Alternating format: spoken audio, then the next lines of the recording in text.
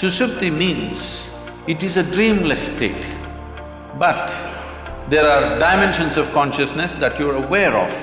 The neurological system in the body, if we have a way of monitoring that, I think the entire art of anesthesia could raise to a different level at a very minimum interference. When you disengage with memory, suddenly there is no past, present and future, so there is no time. Because there is no time, there is no space.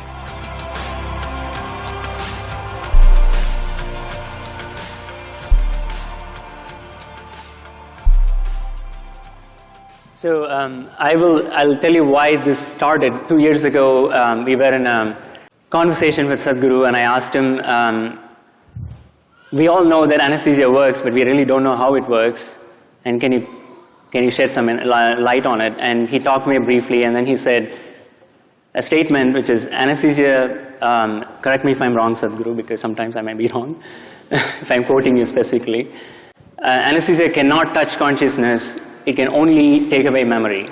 I was blown away by that answer because that's not the way we think consciousness of. And maybe I thought, several days I've had sleepless nights thinking about maybe it's time for us to redefine the term consciousness itself. And having gone through several programs with him, I think I got some glimpses here and there to know that there's much more than what we know of. That's how this started. And so Emery, you are the one who has been doing a lot of work in this area, so you can probably start off telling me what we know now of how anesthesia actually causes loss of consciousness.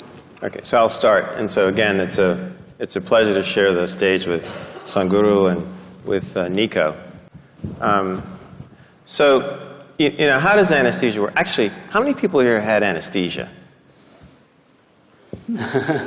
Oh. Great topic, right? Yeah, right. A lot of clients out there. Exactly, right. All right, fantastic. So what happened to you? You know, some people say we turn the brain off, or we make you unconscious, we put you in a coma. But I think so we've tried to really understand what's happened. And we've done this by doing a number of studies in humans as well as in animals. And so I'll just give you the quick back-of-the-envelope way to think about it. When you take the anesthesia drugs, or when they're given to you by the anesthesiologist, the brain isn't turned off. You know, it's not like all of a sudden a switch flips. If you look at what happens to the brain, it's actually in a highly dynamic state. It's really, the actual circuits in the brain are oscillating. They're creating waves. And to give you some sense of this, if you look at my hands like this, and they're oscillating now, this is the way your brain is in a normal state of, forgive me, consciousness, right? All right? All right? As I understand it in my little limited way, all right? All right?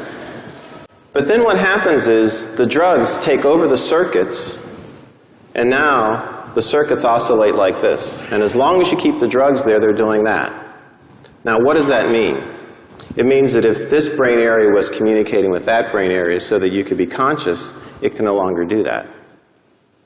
When you turn the drugs off, the brain returns. As long as you keep the drugs on, it does this. It creates these oscillations. It's very much like this YouTube video, which I'm sure some of you have seen, where you have a bridge in Tacoma, Washington. I don't know if you've seen this, the bridge in Tacoma, Washington. And all of a sudden, you know, it starts to oscillate in a perfect sine wave, just like this. And no traffic can go across the bridge. It's the same thing that happens under anesthesia. And what happens is that these oscillations, because they're so strong, they take over the brain, they're not natural. And you remember one of the things that Bala mentioned was that after anesthesia, our brains often don't work the way they did beforehand. So now you can see if you've been in a state like this for 4 hours, 6 hours, 8 hours, and, you know, look, I got my AARP card about 12 years ago myself, so I'm in that category too, right? You know, you can understand why your brain may not work, right? So, and basically that's it. And what's good about that, what's good about what I'm telling you is that we as anesthesiologists can see this state. We can see it on the EEG of patients in the operating room. and we can use it to change the way we deliver our drugs. That's the practical implication of this. And then the other practical implication of it is that as we take anesthesia seriously, in other words, don't say, oh, we just give you drugs and you go away and you come back. As we take it seriously and study it, then we can start interacting with our neurology colleagues and make links between problems that they're working on. We can actually begin to have conversations with, distinguished individuals like Sadhguru, who can help us understand what is it we're actually doing on a deeper level. But if we haven't taken what we do seriously in terms of what's happening in the brain, we're not in that position. And that's where I'd like to think that we're trying to move the research now to, in other words, use anesthesia, the study of anesthesia, to help us connect with some of these deeper ideas about the brain, the mind, and also consciousness. Emery, do you have any thoughts on that? Do you have any thoughts on how we are doing? How we're connecting anesthesia to the... So what we work on as neurologists, or what I work on, is very related and very, very connected in that we're trying to understand how patients who lose consciousness because they've had a structural brain injury or a cardiac arrest or some other kind of problem can reestablish the process of a conscious state in a brain that's been injured, and what are the rules of the recovery, and what are the ways in which it can happen, and what are the limitations, and how do people get stuck along the way, and could we help them? And it turns out that there's a lot of variation. Sadhguru. Namaskaram. Dr. Brown and Dr. Schiff, highly accomplished doctors in their areas of proficiency, but I'm completely unschooled. So, because for me, the only way I know anything I know is from my own experience. So my language and my expression could be a bit abrasive, or if it seems abrasive, please pardon me because I'm nearly illiterate. So, first of all, the nature of the language that we are speaking, I'm talking about the English language. This language is very good for describing and defining external things, but is very limited when it comes to internal dimensions of many aspects of who we are. So, if we have to use yogic terminology for this, what you're referring to as consciousness is considered as jaagrithi, that means wakefulness. We do not consider wakefulness as consciousness.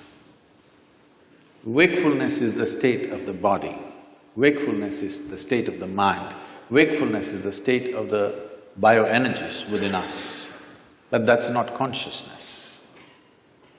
What you're seeing as physical body, well, one thing I would like to clarify is, we do not look as brain as a very significant aspect, because we see intelligence is right across the system.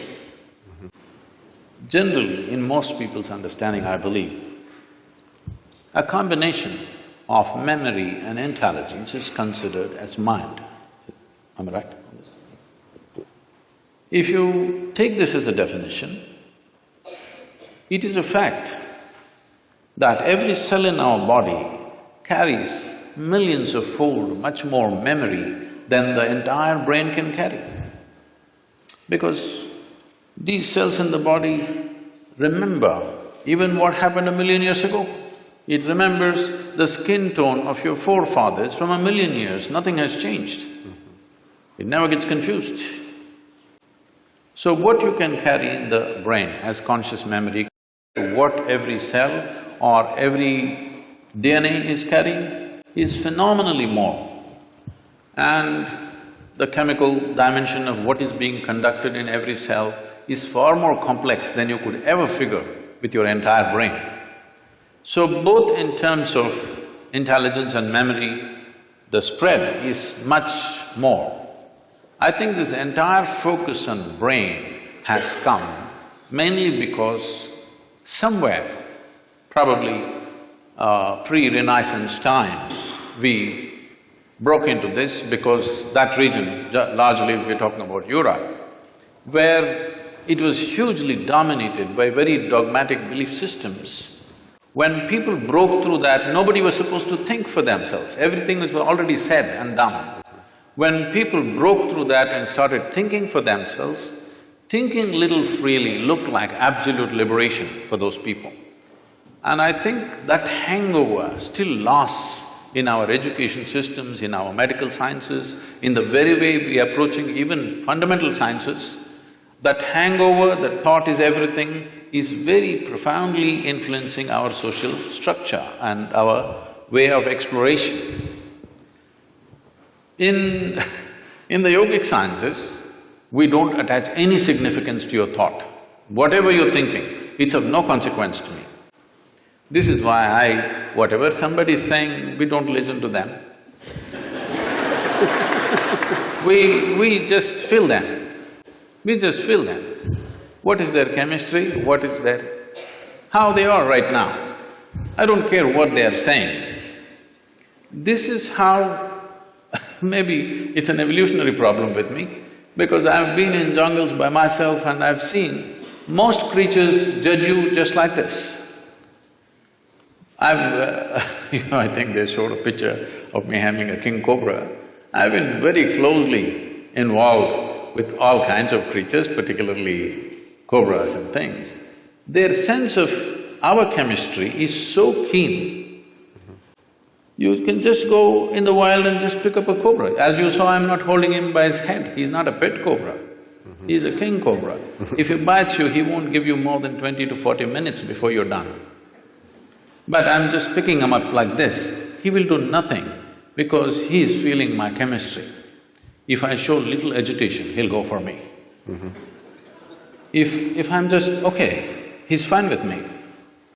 So, we don't attach any significance to thought, because thought is recycling of the data that we have already gathered. No thought can come which is absolutely fresh. Permutations and combinations of the data that we already have. Right now, a lot of people coming up to me very fearfully and saying, Sadhguru, this artificial intelligence is coming, if they come, they will take over the world. I said, if they take over and run the damn thing, you're on a holiday, isn't it? But it is a fact that everything that we can gather as information, analyze and express and use it in many ways, all these things, machines will be doing it better than us in the next 10 to 15 years' time. Everything that is data-based processing, machines will do way better than us. So there is this fear. I think it's a very good time. This is the time we need to explore an intelligence beyond intellect. Because we have become so intellectual, we have become so brain-oriented in our approach to everything. As you rightly said, nothing is really turned off, we've just broken the communication. After all, the purpose is to go through something which is generally extremely painful without pain. That is how the entire anesthetic science has come up. So, you're just breaking the communication and that's not happening, it serves that purpose. So, being wakeful and being conscious are two different things. This is described like this. For wakefulness, we have a word called jaagrithi. Jaagrithi means you're awake. If 10 people, let's say we take sample of 10 people, they all fell asleep, don't do it, okay? They all fell asleep and they came awake. When they come awake, all of them will not be equally awake. One person may be instantly awake, another person may take 2 minutes, as you have noticed with anesthesia also. Sure. Another person will take an hour to wake up, another person needs a strong coffee, otherwise she won't wake up. Am I right? Like this. Different levels of wakefulness is also there. Professors must have noticed. Yes, yes. In fact, the first few minutes of the day can be like that. Different levels of wakefulness in a classroom. So, this is jaagrithi. So, we are calling wakefulness as consciousness? No. The next dimension of consciousness is called swapna. This means a dream state. A dream state is far more vivid than wakeful state for most human beings. It's like going to a cinema. If you go to a cinema, the key factor of the impact of the cinema on you is turning off the lights. This is something most people don't understand.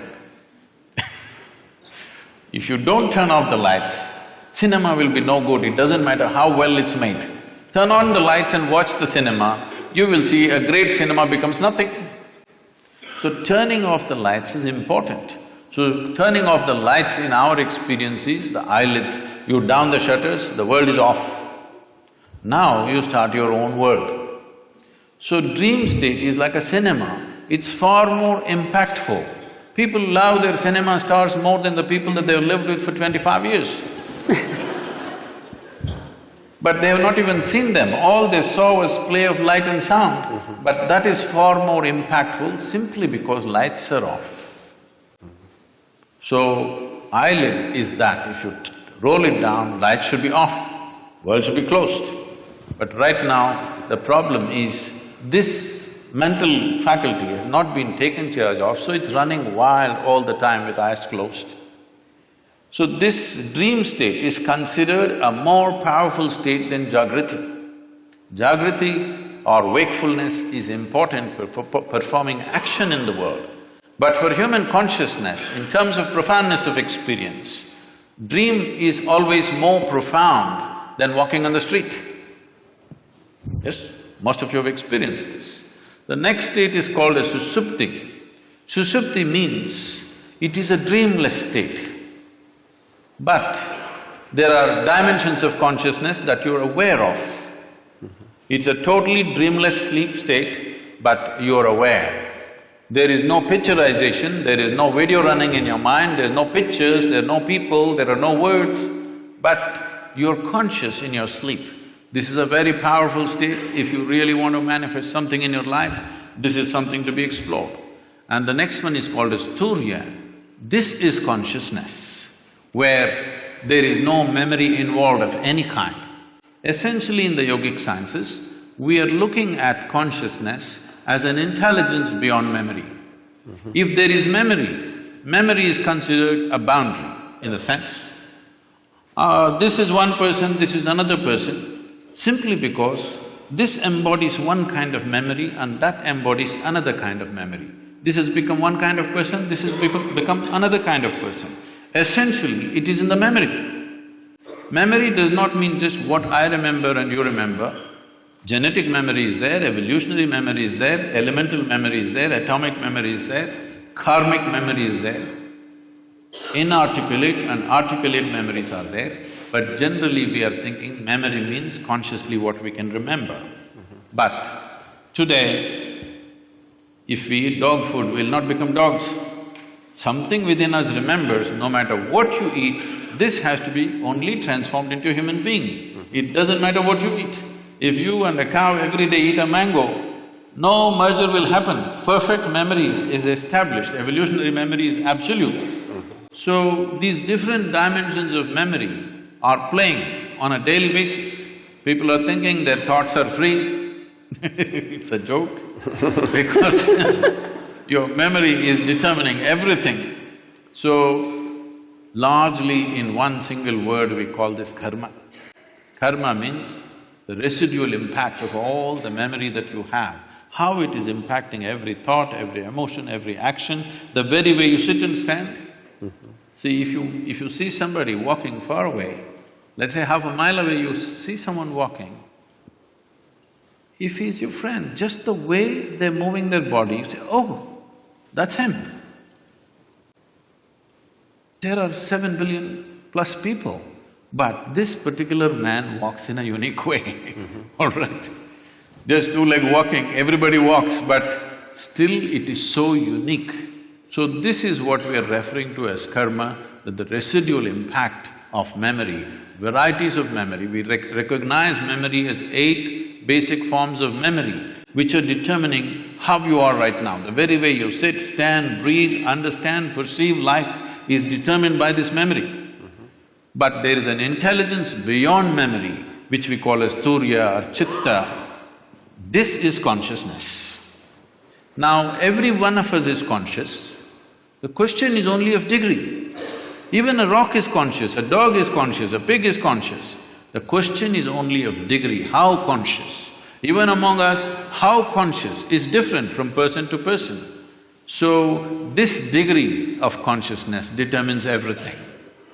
Now, if we have to give an analogy, what is memory is like, I'm sure every one of us at some stage in our life, I don't know if you're still doing it, we blew soap bubbles. Did you? Hello? Come on, everybody raise their hand for anesthesia. Did you?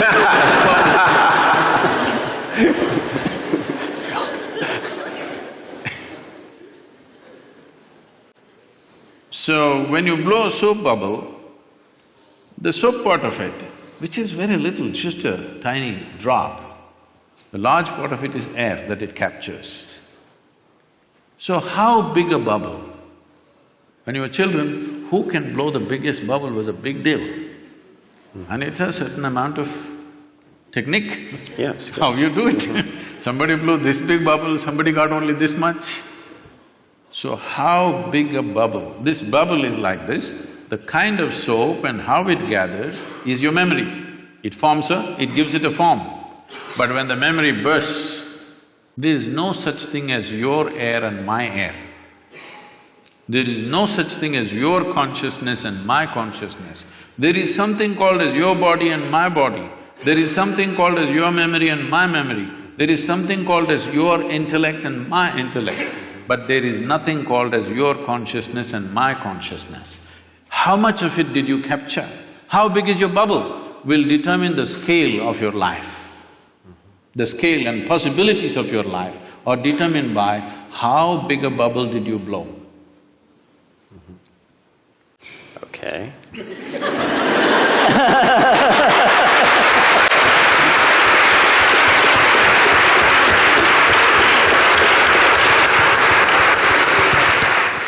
Well, let me pose you a question, Sadhguru. So, we can perhaps work as individuals to, now that I know I take away wakefulness and not consciousness, right? To move towards consciousness. And that's an individual's decision to maybe train in this particular way.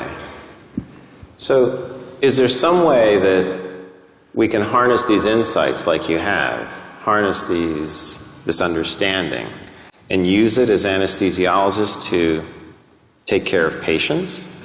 Because if we can reduce it to, or if we can adapt it, I should say reduce, if we can adapt it in that way, that would be very, very helpful, because we would be using the powers in a way that would control, have to use the word, the brain, in a way that would be perhaps more physiologic. I'm not the expert in the subject, but because you're asking me the question, I'll say something. But you're the expert in anesthesiology, is it? Yeah. I'm sorry. in my simple understanding, anesthesia as a process has come into being in this world, or is existing right now, because there is pain. Pain, when it happens to us, is a bad thing. Nobody wants pain. But at the same time, if there was no pain, most people would not even know how to preserve their own body. See, wherever there is no pain, in how many ways they've cut it.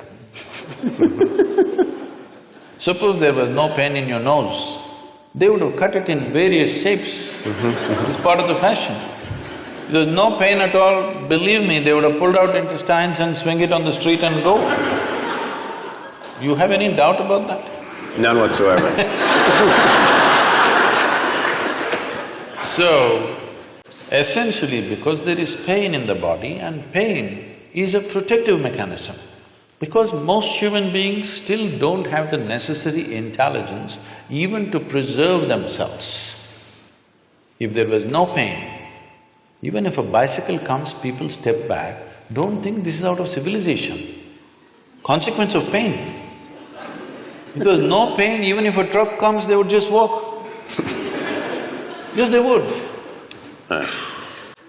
So, because of pain, so pain is essentially a protective mechanism for us. Without it, people wouldn't know how to stay alive, how to stay in one piece, they would have cut themselves into pieces.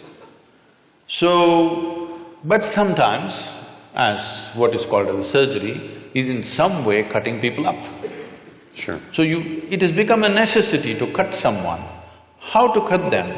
With minimum amount of disturbance to the system. That's the whole effort. So in this effort, as you said, essentially you're disengaging different parts of the brain. I don't know if it's an exact science or it's generally getting disengaged. Whichever way, is it getting effectively disengaged that people go through surgeries without even knowing what happened? When something major was done to them, their ribs were opened up and ribcage was opened up, heart was opened up, brain was opened up, they don't even know what happened. Very innocently, they wake up after a day or so, whatever amount of time.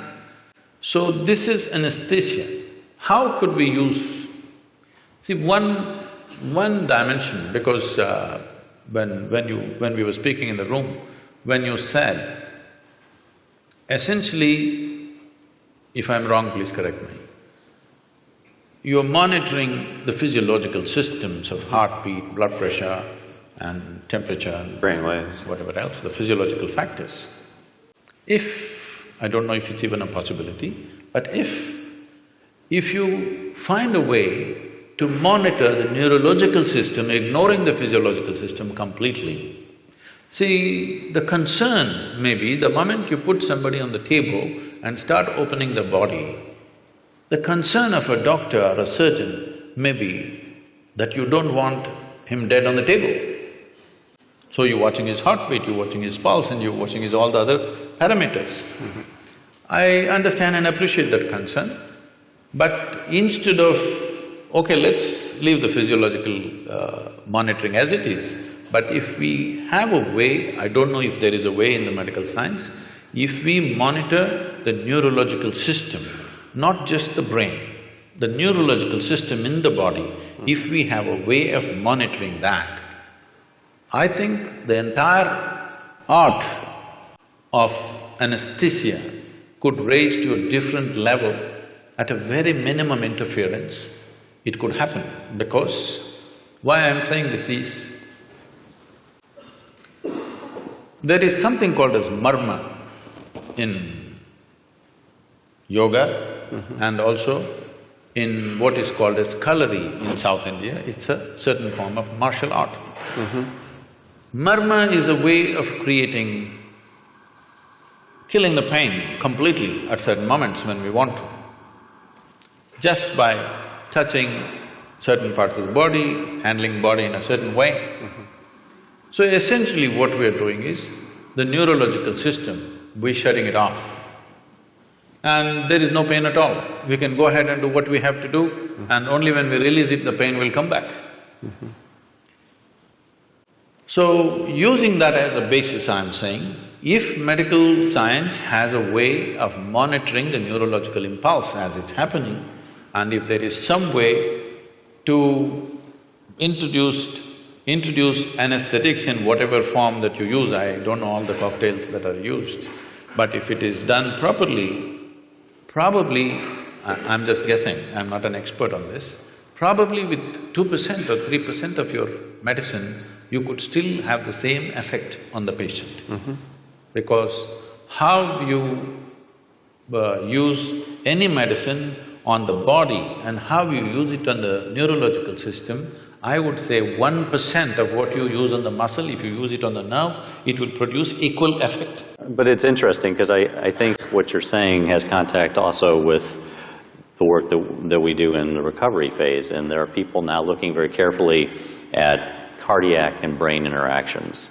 And they do signal some of these changes, and it's suggestive. I mean, that maybe more of the body could be engaged in the way we think and measure, and that makes a lot of sense to me, actually.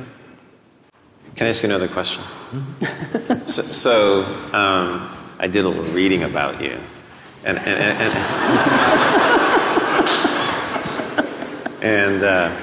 he's not as uneducated as he would have you believe. So he's actually quite educated. That's pretty clear.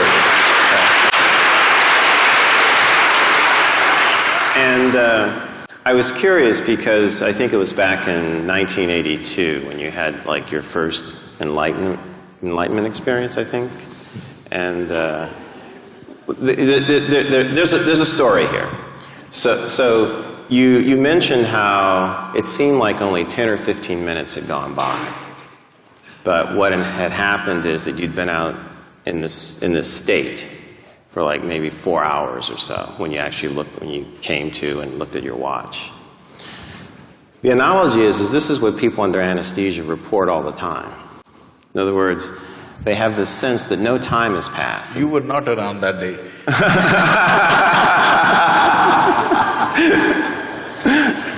Maybe I'm reaching. But they report a very similar phenomenon, you know, that it seems like they'll wake up sometimes from anesthesia and they'll go, you know, have you started yet? You're done? They're actually quite surprised. So whatever our timekeeping mechanism is, right? It's different from sleep. It's noticeably different from sleep because often when you sleep, except in some rare instances, you have a sense that, you know, time has passed. You know, you went to sleep, you woke up, you know, you may not be able to judge it exactly. But characteristically, under anesthesia, when people come to, they feel like no time has passed. Any thoughts? Mm-hmm. See, our sense of time, the only way human beings know time is by the cyclical movement of things that are happening. If the earth spins once, we call it a day. If the moon goes around the earth, we call it a month. If the planet goes around the sun, we call it a year. Or if the clock goes around, we call it an hour. Mm-hmm. So only by cyclical movements we know time.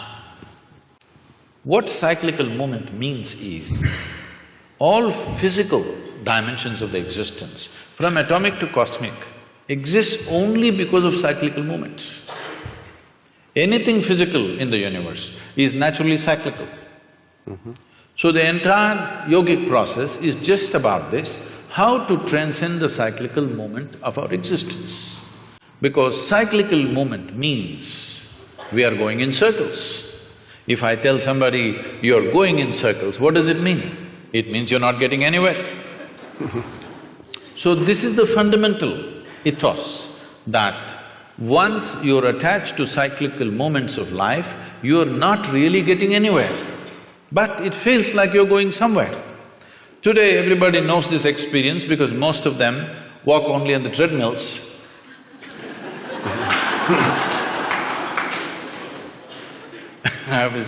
I was in conversation with Ed Bagley, who's an environmentalist, and he said, if somebody from another planet comes here, some aliens come here and see, we drive to the gymnasium and then cycle inside the gymnasium on a stationary bicycle, what will they think?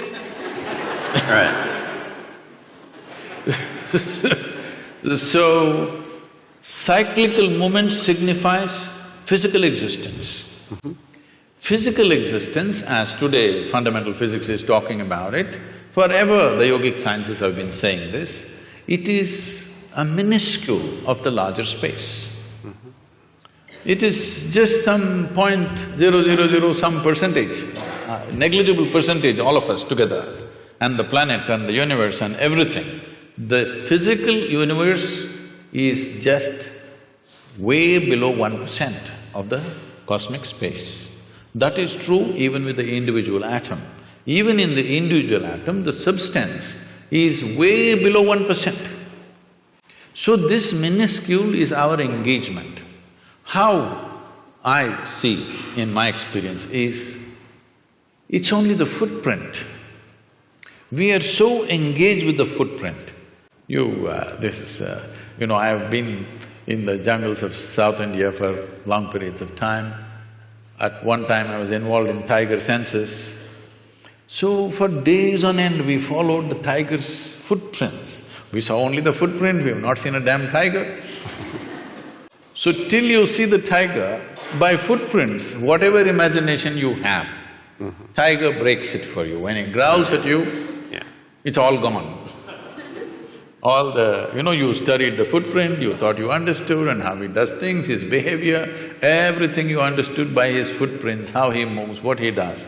But when you see him, all this knowledge you gather vanishes in one moment. Fortunately, he didn't make breakfast out of you, but even just seeing him, everything vanished. So right now, we are just studying the footprint. Consciousness, the remaining 99 point whatever percentage that is there in the atom, that's there in the cosmos, this is consciousness. An atom has captured a minuscule of consciousness. You and me have captured the largest amount compared to any other creature on this planet. That's why we are at the peak of evolution, that we have captured the largest. But time we know only because of our involvement with cyclical movements. Once there is no cyclical movement, or in some way if you get disengaged with the physicality of your existence. When I say physicality, everything that is physical about you is accumulated over a period of time, isn't it? Sure. It's an accumulation. Now, everything that's mental about you is also accumulated, the content, I'm saying. The framework may be there, but the content is all accumulated. What you accumulate cannot be you, isn't it? It can be yours, but it can never be you. So once there is a little disengagement with the physicality of what you have gathered, suddenly there's no sense of time nor space. What is now is then, what is then is now, what is here is there, what is there is here, everything gets like this. It's very beautifully expressed. The Adi Yogi, the first yogi, over 15,000 years ago, he said this. People, his disciples, squeezing him, asking, what is the nature of this existence? Where does the cosmos begin? Where does it end? He laughs at them and says, I can pack your cosmos into a mustard seed. Wow. So just make sure we understand. If I understand, the experience that you had that Emery's asking about, and perhaps the experience that might not be passed through in memory and language of the patient in anesthesia from this point of view, would be one in which it's outside of time, maybe interior, as it said in the video, but space has sort of a time-like aspect where present and future are in the same distance. Is that kind of a restatement in any way? This could seem contradictory to what is generally believed in fundamental physics. Modern physics is looking at space and time. The yogic sciences look at only time. There's only time, there is no space. Because there is time, there's a consequence of space. Okay. If there was no time, there would be no space. So time is the basic, not space. Space is an illusion that's been created because we are engaged with our physical natures. So if you disengage with your physical nature, suddenly there is no time, so there is no space. So suddenly what is here is there, what is there is here. People think something miraculous has happened, nothing miraculous happened. It is just that you kept your accumulations aside for a moment, that's all. What you accumulated and who you are sat separately. The very basic program, what we're teaching as inner engineering is just this. What we're training people for is, if they sit down here, body's here, what you call as your mind is somewhere else, what is you seems to be little away. Once there is a little space between you and your body, between you and your mind, suddenly there is no time. Once there is no time, there is no space, there is no possibility of space. This needs to be understood. We have a common word both for time and space. We call it kala. Kala means time. Kala also means emptiness. So emptiness means space. So this hall is empty, that means there is space here. We say when the hall is full, we say there is no space here, that's what we mean in a simplistic way. But the same word is employed both for time and space because space is bred by the time. If there is no time, there is no space. Right now we are understanding time as cyclical movements. So we are looking at time in two different dimensions, kala and mahakala, the greater time. The greater time has no cyclical movements. Cyclical movement is because of physical nature. Because of physical nature, there is time in terms of birth and death, in terms of initiation and expiry of everything that happens. Every atom, every electron, every proton, somewhere has an age. Even the very planets and the solar system and the sun has an age. Sometime it is begun and sometime it's going to end. Whether it's going to be a bang or it peters out is something we can debate. Sure. But physicality is not perpetual. It begins and ends. Because of that, we are looking at time in that sense. But there is time beyond cyclical nature. This we call mahakala. Is there some logical way of explaining it? No. It is just that when you disengage with physical nature, which is the main purpose of yoga, because otherwise, when you engage with your physical nature, you engage with your memory. Your body is just memory, variety of memory. 8 different dimensions we are talking, whether we see 8 or 4 or 1, it doesn't matter. This has taken a particular form only because of memory. It is functioning in a particular way only because of memory. So when we disengage with physical form, we are disengaging with memory absolutely. When you disengage with memory, suddenly there is no past, present and future, so there is no time. Because there is no time, there is no space, there is no distance, there is no possibility of this and that. Since I have you here… I'm yours. No, thank you. Professor Sir. No.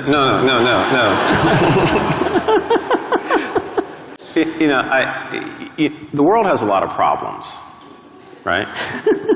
And, one of the things that we need to solve, and we were talking about some of this, just as we were sitting down there before the program started. Can I correct that question a little bit, sir? Sure. The world doesn't have too many problems, it has only one problem, human beings. Okay.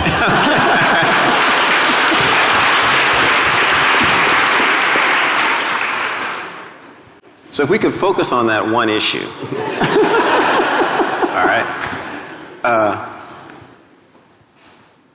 What do we do? How do we use, the insights, the understanding, the enlightenment that you have to go after some of these issues? Because they're very real and they threaten us. See, by every definition that we have made, we have defined ourselves as the most intelligent creatures on the planet. These are all our definitions. I don't know if the insects agree with us. But by our own definitions, we are the most intelligent of the species. So our understanding is right now, whoever dominates must be most intelligent.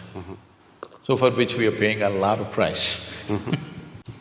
Whoever is right now in domination, he is the most intelligent. If you go by that, we are the most intelligent. Maybe we are the most intellectual, yes, of all the creatures. But we are not the most intelligent because we don't even know what to eat after these millions of years. Hello? Even now research is going on, what is the best thing to eat? If you put something in front of your dog, one sniff, he knows whether to eat or not to eat.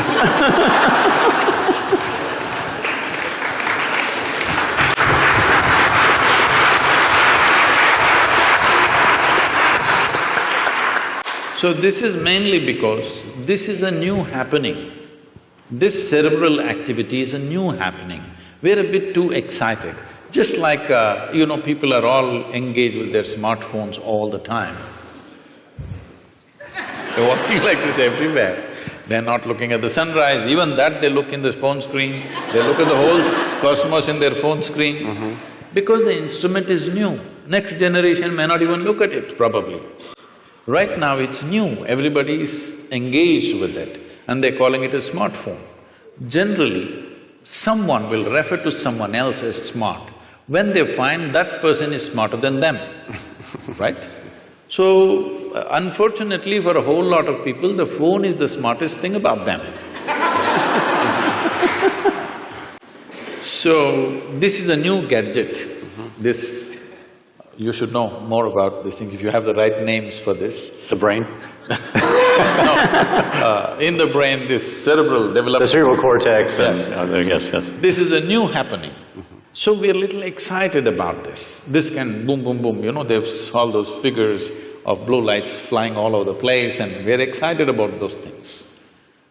But fundamentally, intelligence always has been, all right?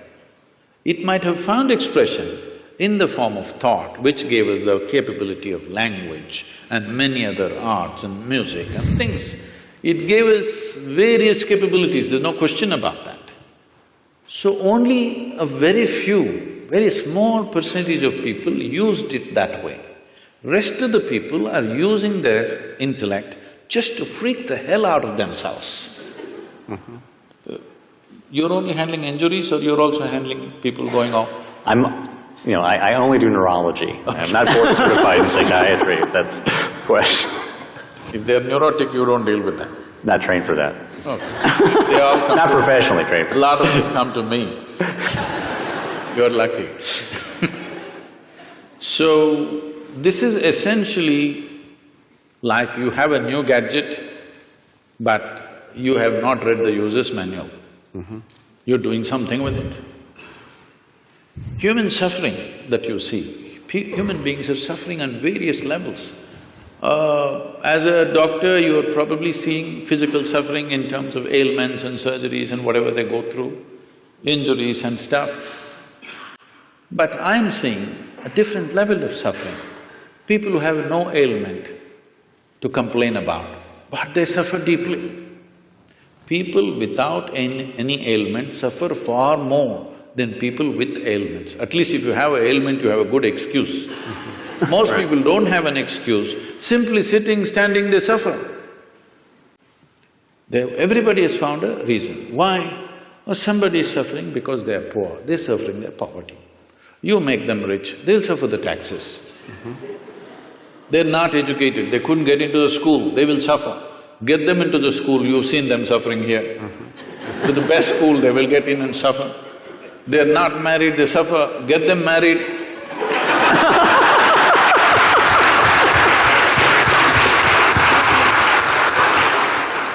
So they're not suffering their life, this is something that needs to be understood. They're not suffering their life. If you ask them what they're suffering, they're capable of suffering what happened 10 years ago. Yes or no? 10 years ago something happened, they can still suffer. And they are capable of suffering what may happen day after tomorrow already. So essentially, their suffering is not about life. They are suffering two fantastic faculties that only human beings have. No other creature has such a vivid sense of memory as we have. No other creature has the kind of fantastic sense of imagination that we have.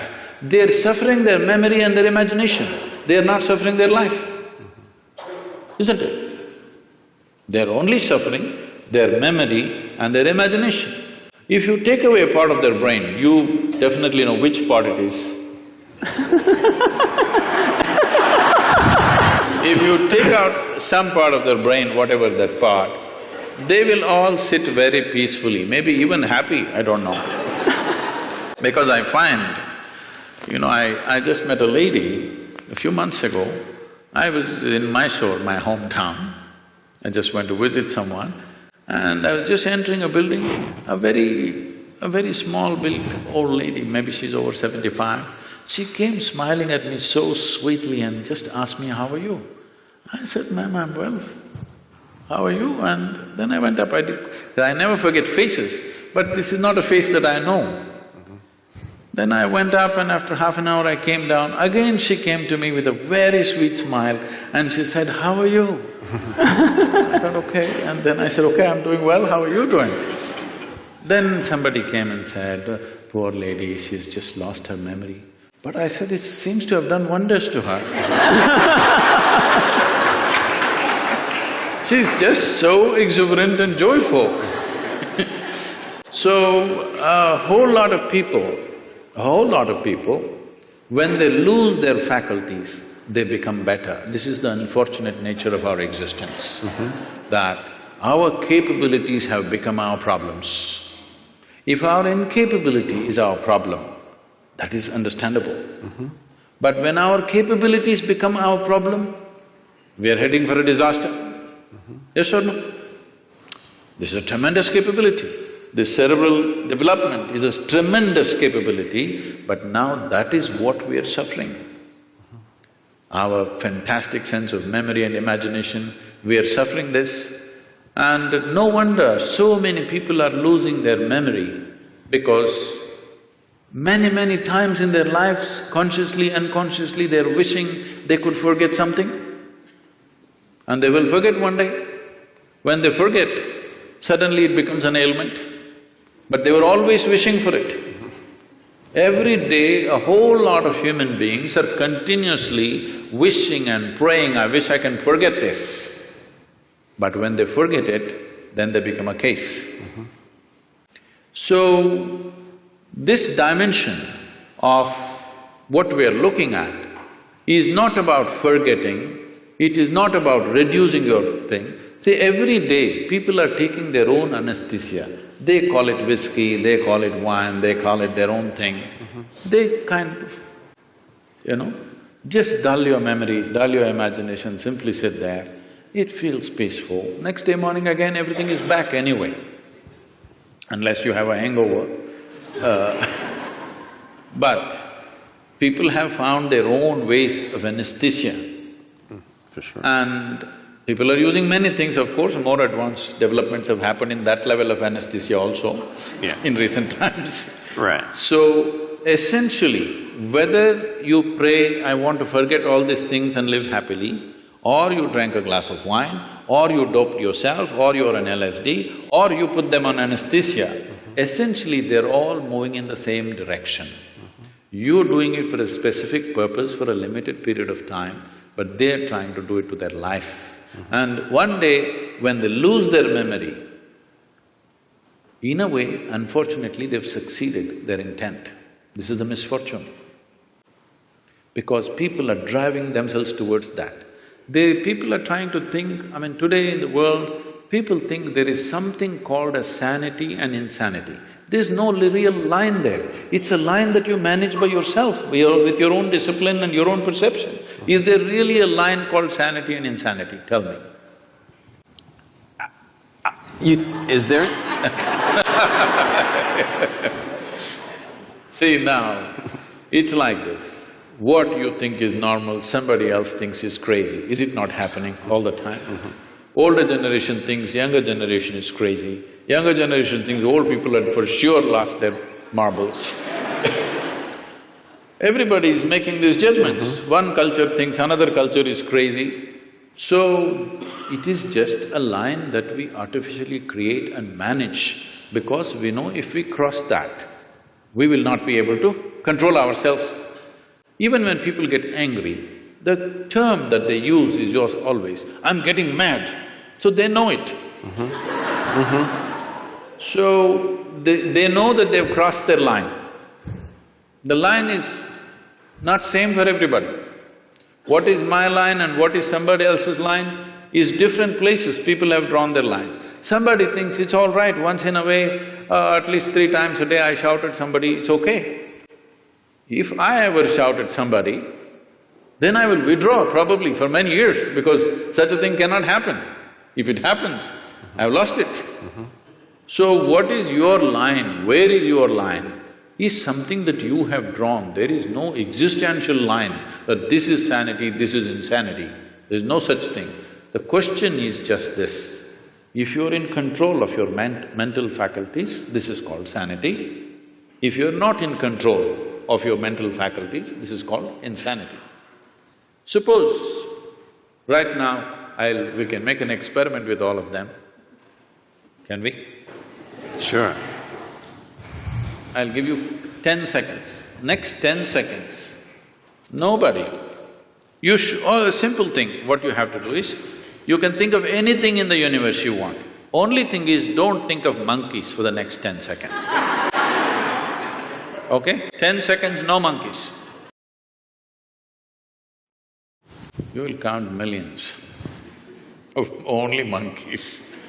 So, our faculties are not totally in control. The question is only, how crazy are you? Okay? You are a little more crazy than me. That's about it.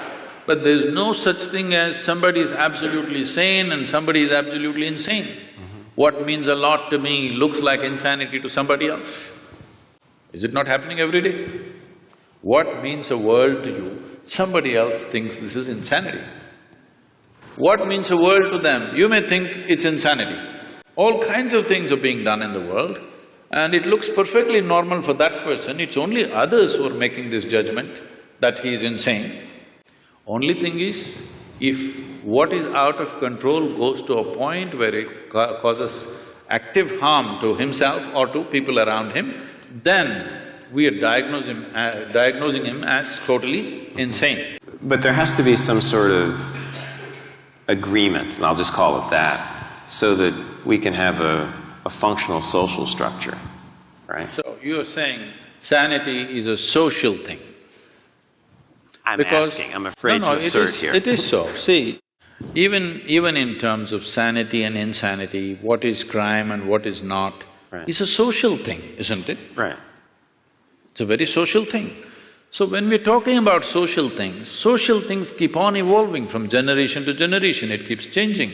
What you thought was wrong has become right, what you thought was right has become wrong.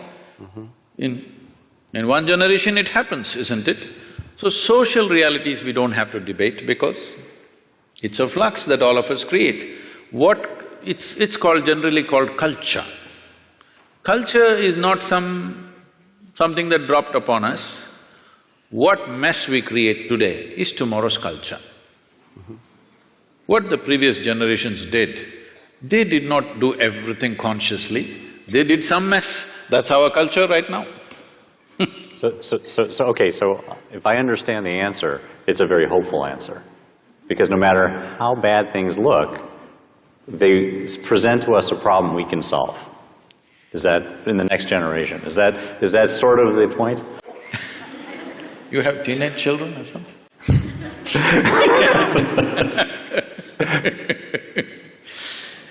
I'm not trying to define that. All I'm saying is do what you want, you cannot define this because as you said, it's a social process. Social process, today we are democratic countries, so it's decided by the majority as to what is right.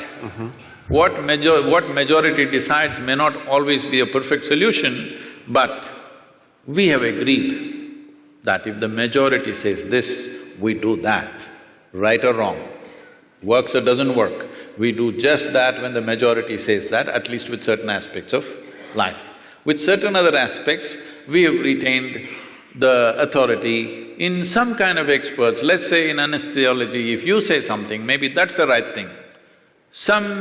Let's say somebody has come up just today, he passed his medical exam and he's come, if he says, he will be put through 1,000 tests, but if you say it, people will accept it simply because of a certain record and a certain reputation and whatever, but it may not always work.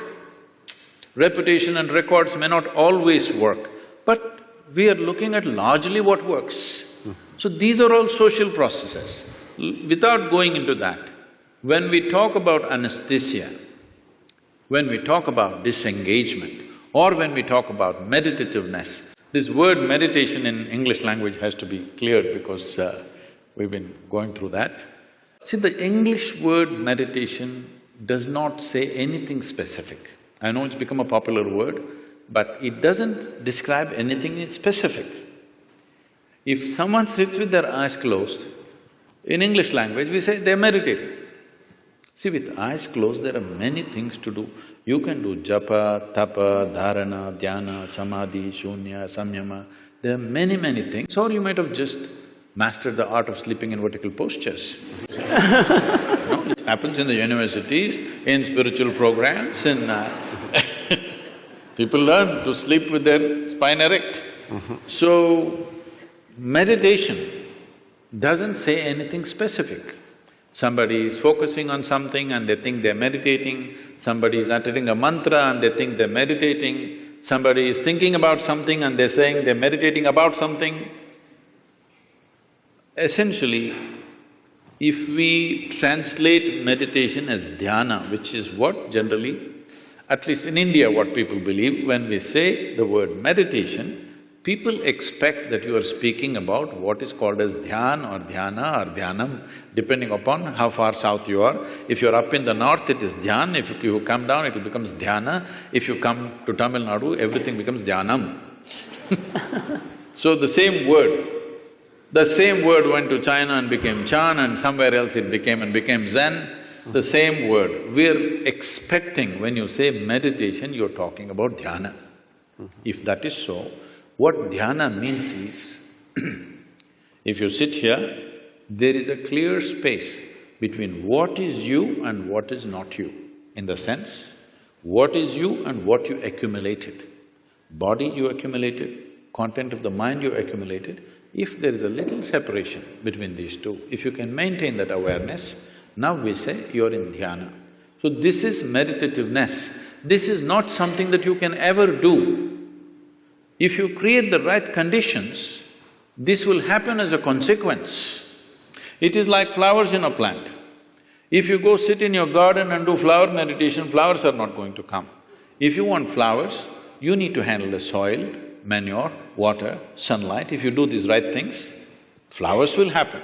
Well, the soil doesn't look like a flower, manure doesn't smell like a flower, water or sunlight doesn't feel like a flower, but only if you do those things right, this will happen. If you're… right now, this whole thing has become convoluted because we have become such a goal-oriented society. That means we are interested in the consequence, we are not interested in the process.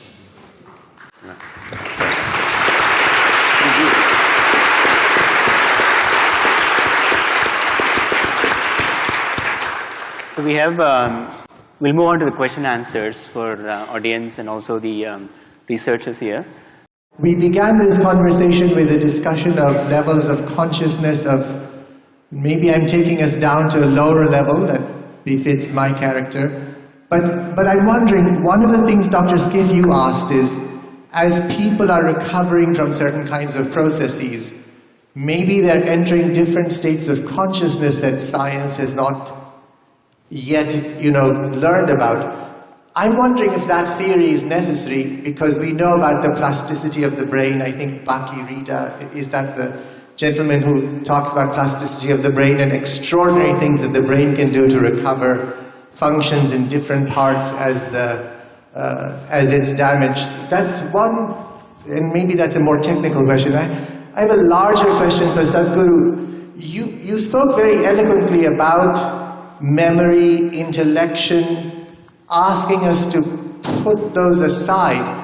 And I'm trying to understand exactly what you mean because I haven't caught it, I'm sorry to say, because it seems to me those are the unique or extraordinary things about us as human beings, right? The fact that we have this historical memory going back to Mesopotamia and beyond, in India, thousands of years, and also as individual human beings, and intellection, which allows us to build spaceships in addition to sit here and listen to you. So I'm not quite sure how you mean for us to leave those aside or place less value on them. I did not talk about devaluing them or leaving them aside. What do you think? Is this planet round or flat? I suspect it's quite round. Really? You suspect it's round? You're not sure? No, yes, I'm sure. It is round, in fact. In fact, I think that is how matter has to collect around gravity. No, don't go there. Gravity is another thing. But today we know it is round. Though, if I walk up and down this place, in my experience it feels flat. But we know it is round. We debated this for thousands of years, all right? But we couldn't figure it. But it became very clear to us only when we took off. We created some distance from the planet. You flew up there and looked very clearly, it looked round. You went and stood on the moon and looked around, 100% it's clear it's round. So what gave you this clarity is the distance. When you were in it, you thought any number of ways but you couldn't figure it. But the moment you had distance, you had clarity. So only in that context I said, you must know how to keep your accumulations aside. If you're carrying a bag, when you don't need it, you must be able to keep it aside. If all the time if you carry it, it'll become a torturous process. That's what is happening to people. Nothing wrong with your mind. It's just that all the time it's on and it's becoming torturous. Not knowing how to do, they're sozzling it out with alcohol or drug or something else. Essentially, they are unable to bear the activity of their own mind, isn't it? If they could keep this bag aside for some time, all we have accumulated, it would be nice. You won't lose it, because nobody's going to pick it up and go.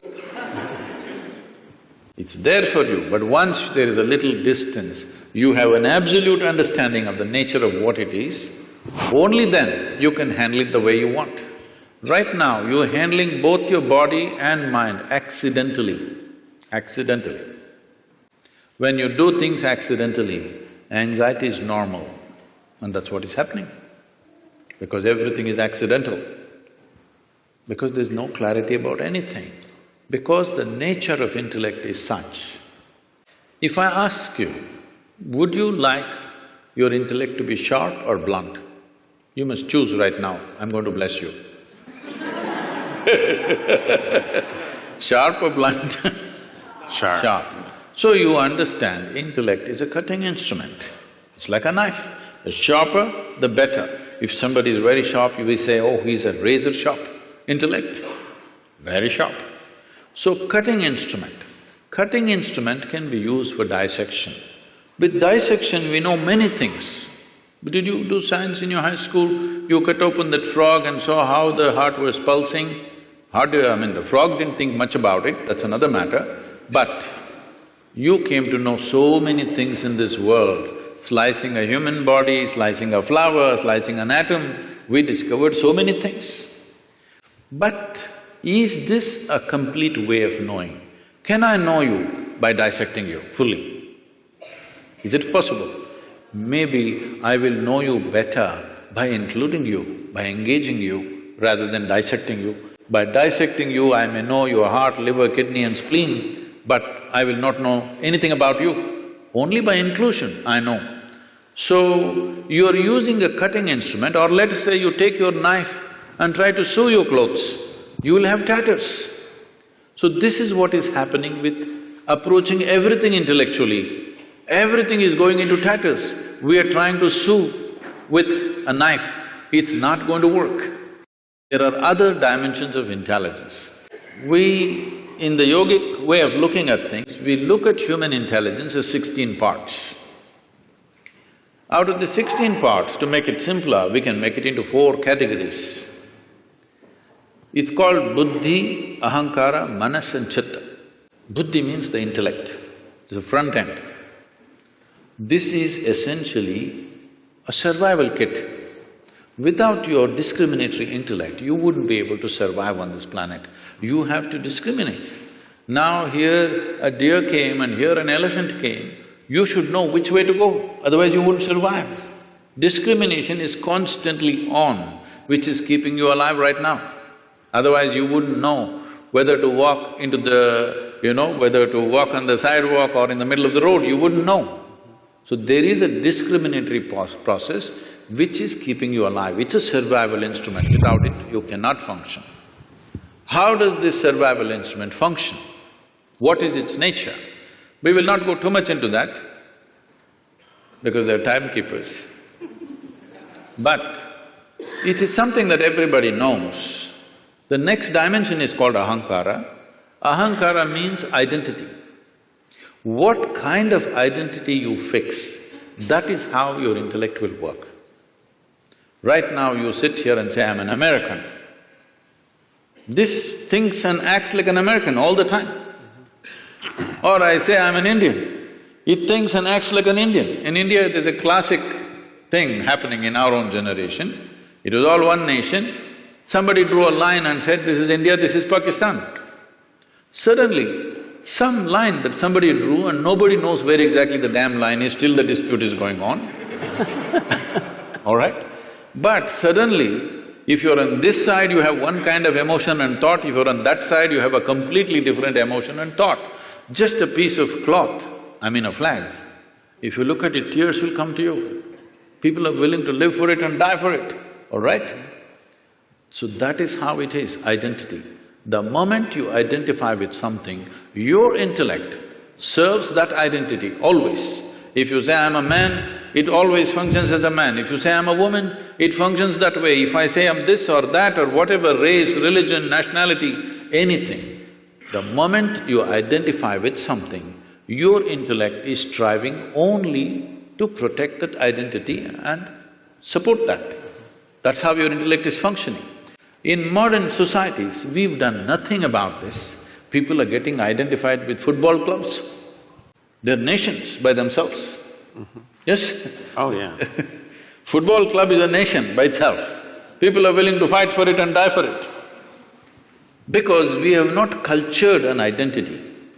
When a culturing an identity means, in India there was a system, now unfortunately it's largely gone, though still some part of India still has this. First thing before we start education, it's called Vidyarambham. Before you start education, the first thing is, you must take an universal identity, cosmic identity. Only then education is given to you, because education is empowerment. You should never empower a limited identity. If you empower a limited identity, violence is a natural consequence of that.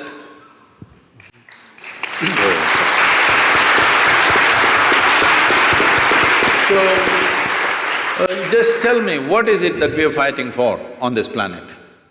My identity versus your identity. It may be race, it may be religion, it may be nationality, it may be region. Essentially, my identity fights with your identity because I'm identified with this, you're identified with that.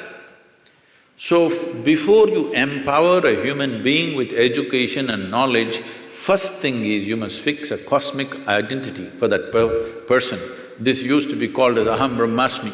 First thing is a child must say, my identity is cosmic. I belong to the cosmos, not to these parents who are sitting with me right now. I love them, they have nurtured me, but my identity is cosmic. The child has to utter this. Only then, first alphabet is taught to him, because it was education as seen as an empowerment. Just tell me, today in the world, are uneducated, illiterate people causing more damage or educated people on the planet causing more damage to the entire planet?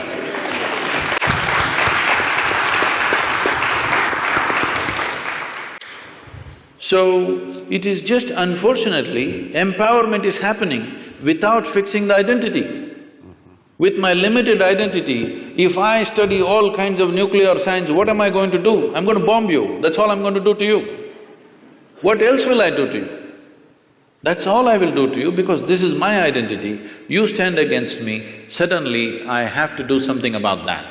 So whatever capability I have, I'm going to use it. That's what is happening. So identities have not at all been worked at, that's a big problem. But intellect functions according to your identity. If you have to continue the analogy, intellect is like a knife. Is a knife, suppose we don't give a knife to a child's hand. Why? Knife is not dangerous. Child's hand is not steady, that is the problem, isn't it? You are in the surgery rooms all the time. Tell me on this planet, are knives taking more lives or making more lives? Hello? Really, it's taking more lives? Are you a surgeon? It is making more lives, both in the kitchen and the surgery table, it's making many lives. Here and there in an irresponsible hand, it's taking a life, isn't it? Sure. Knife is not dangerous, it is the hand, it is the identity which makes the knife dangerous. If there is no knife, just with the hand we will kill. Yes or no? Sure. So the third dimension of intelligence is called as manas. This manas is the silo of memory, which we were talking about, 8 different dimensions of memory: elemental memory, atomic memory, evolutionary memory, genetic memory, karmic memory, inarticulate memory, articulate memory and conscious memory. 8 dimensions of memory, everything that's happened from the beginning of creation here on this planet, from amoeba to now, everything, the memory of it is there in the body in some form, and every day you're using this memory in an unconscious way. You're using this memory, otherwise if you forget one day, suddenly you may start going like a reptile. No, it remembers the entire evolutionary process, and do not underestimate this. Now that you also said the planet is round, a simple thing with 2 legs, to walk on a damn round planet which is spinning is not an easy thing. Do you know how much is involved? The physics of it is very, very super complex. Those of you who are on binges of alcohol, you understand how difficult it is to walk on a round planet. Or if you have a vertigo or something, then you understand. Because it's a very, very complex process to walk on a round planet which is spinning. But we are doing it effortlessly because of this evolution. It's not a simple thing. Moving from 4 legs to 2 legs is not a small development. A whole lot of neurological development has happened. Only because of that we are able to walk on 2 legs. So now this memory is acting all the time, and the access point is the identity. How you're identified, that is how you choose the memory. Whatever kind of memory, both of us may have same kind of memory, but if I am identified one way and he is identified another way, we will choose memory differently, organize memory differently and act differently. For the same education, aren't people going different ways? In the same house, 2 children are born, same genetics, same food, same school, are they not going in like this? Because depends on what kind of identity one has chosen. This disciplining or limitless… setting a limitless identity, not a small limited identity, must happen at an early age. If this doesn't happen, our intelligence will work against us. That's what is happening in the world today. The 4th dimension of intelligence is called chitta. This is unsullied by memory. This is an intelligence unsullied by memory. There is not an iota of memory in this. This is what normally in English language is passing off as consciousness. So, where there is no memory, there can be no boundary. Memory is the basis of boundary. This is me and that is you, this is my memory versus your memory. This is me and this is a table, this is only by memory. If there is no memory, there is no boundary. So going beyond those states of memory is necessary for every human being, whatever capabilities you have right now. Because of our explorations, our knowledge, our science, our technologies, well, this is what is eating up the very basis of our life also, isn't it so? The planet is going away. We have no solution for that, but we're going on simply because we have explored bits and pieces without grasping the entire dimension of what it is. Consciousness means that you went beyond the boundaries of your memory and grasped life as it is. Now it doesn't matter how much knowledge you have, you will do what is needed and nothing more than what is needed, and that's what needs to happen in the world.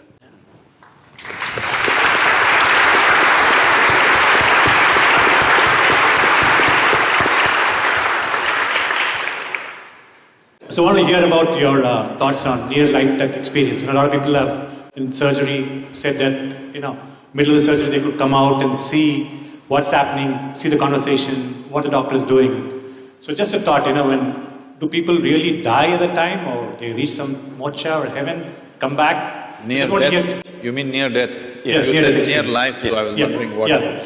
So when I saw you, I saw life, near-death experience. Okay. There's near-death experiences where, let's say, someone is about to die very often. We've read these accounts, like like Dr. Sanjay Gupta's book talks Yeah. about these, like cheating death, Yeah.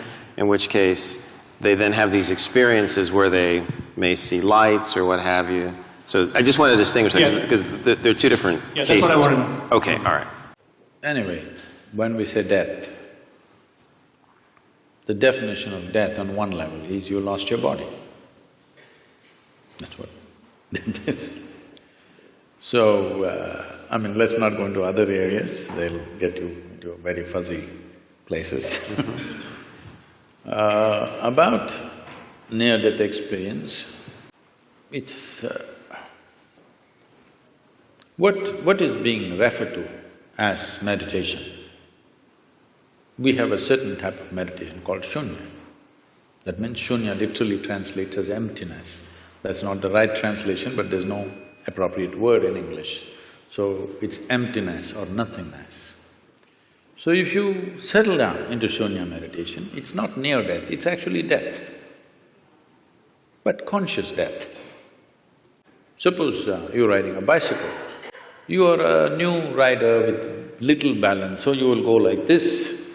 Some other kid is riding, he'll leave his hands free and whistle and look here, look there and ride and do all kinds of things, stand up on the handlebar and turn around, jump, all this. Why? It's a certain mastery, certain balance and mastery. Now, you can jump off the cycle and again jump back and do all these things. Similarly with your body, if you have a certain amount of mastery, you can jump off and jump back quite effortlessly. Now it is happening accidentally because of some medication, or for many people during 60s, 70s, the LSD time, there were a whole lot of people talking about this thing, sir, it's your time. It was your time. Oh, okay. Metaphorically. So, a whole lot of people talking about this, and it really happened to them. It's not that they were imagining things, it actually happened to many of them. But it was also because it was hallucinatory. Nobody knows whether it's this or that. There's no way to for sure say it actually happened to them or not. But I've met many people of those times who genuinely experienced things with which their lives got transformed in many different ways. In a crazy way, but suddenly everything about them changed simply because somewhere they perceived this… you can yo-yo this body a little bit if you wish, it's not a permanent thing. Just that little awareness changed the way they perceive life and they behave and they do things in their life.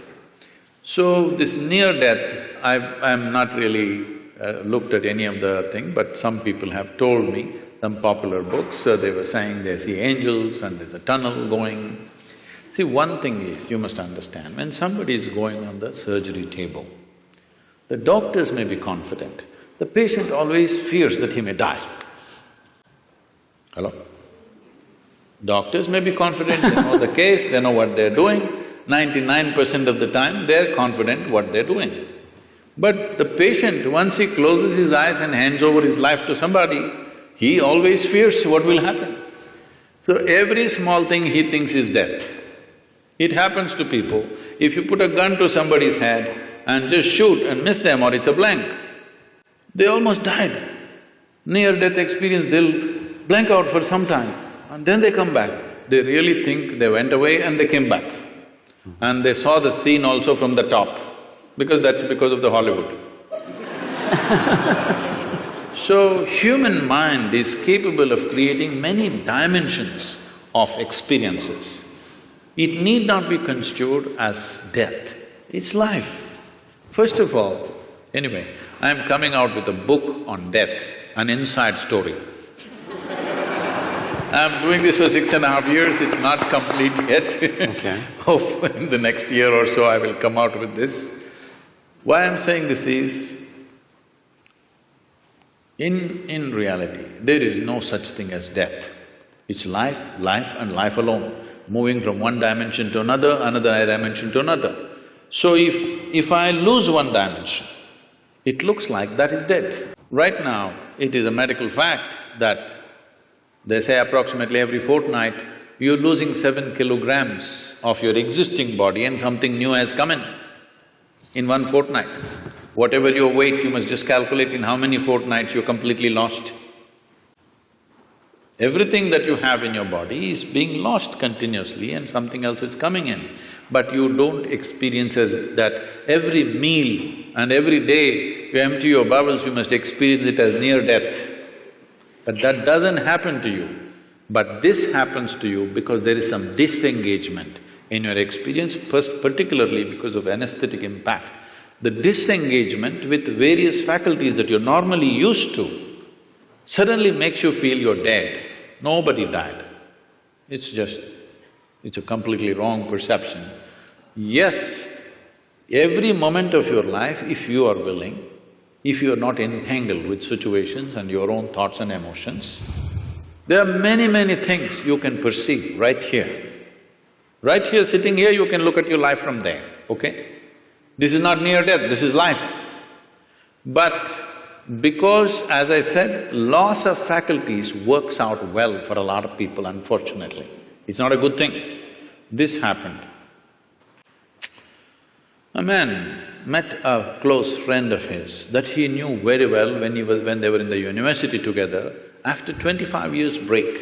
So he invited home for dinner, he went, and being an Indian household, the wife was serving and these two men were eating. And every time he wanted to ask for something from his wife, he said, my honey, my sweetie pie, my boo-boo-boo, my koko-koo, my bulbul, and whatever else, your Tamil, so my tangam and my chuchu, all those things. So after the dinner was over, the friend was leaving and he said, you are having an amazing life, aren't you? I'm married with my wife for 15 years, we can't even look at each other's face. The way, the endearments you're showering upon your wife is truly fantastic. I said, what are you talking about? He said, you called her bulbul, you called her tangam, you called her this. I said, oh man, I forgot her name 7 years ago.